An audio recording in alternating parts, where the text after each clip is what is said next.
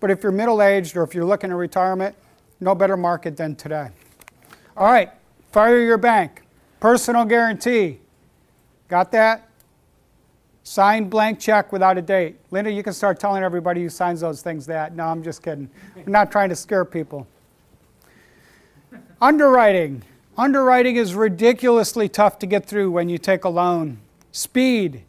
You want to close fast, you got to get rid of the banks. Risk. John just gave you a couple examples of why you want to avoid banks to avoid risk. If something goes wrong, you go to call the bank, and we all call them pretender lenders. You know what I mean? It's like, who do you get? Somebody in India? It's hard to just call your bank mortgage and talk about a problem.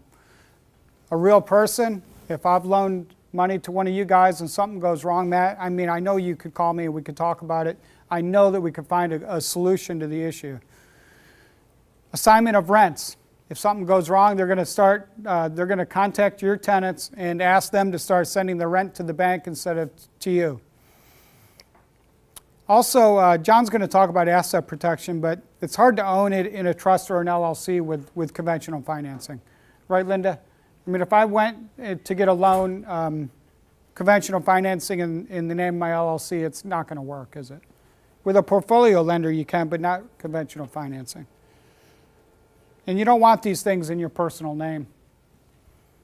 Really, you don't. You don't want to own property in your personal name. Close your eyes for a second. Picture your bank and the last loan officer you talked to, telling you about all the hurdles and all the hoops you got to jump through. And what does that look like? Hopefully, well, it says Bank of America, so hopefully nobody hears from Bank of America. But it's a difficult process. There's a lot of hurdles to get through.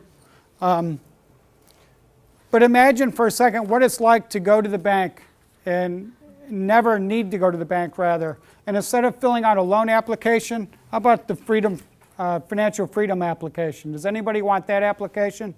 Right? You can't get financial freedom if you're tied to banks. Bottom line is that the banks are a major constraint to us. So the rest of the weekend is how we're going to get over that hurdle. How are we going to buy houses that are expensive without using our own money and without needing a bank? If you put that equation together, you're going to be very successful, and you won't miss the opportunity.